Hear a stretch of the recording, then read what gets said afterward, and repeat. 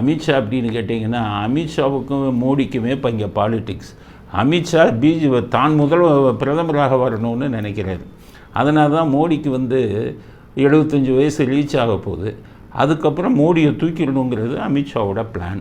அதுக்கு அவர் கையில் எடுத்தது ஆர்எஸ்எஸ்ஸை மோடிக்கு எதிராக தூண்டிவிட்டு கொண்டிருப்பது அமித்ஷா தான்.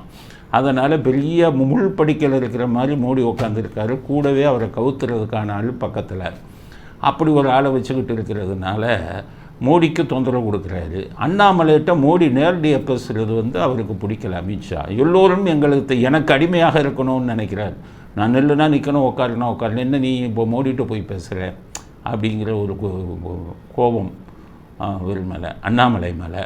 அதனால் மோடிட்டையும் அவர் நெருங்க முடியலை.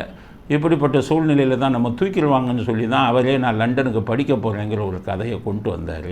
ஏன்னா அவமானமாக போயிடும், நமக்கு அசிங்கமாக போயிடும்.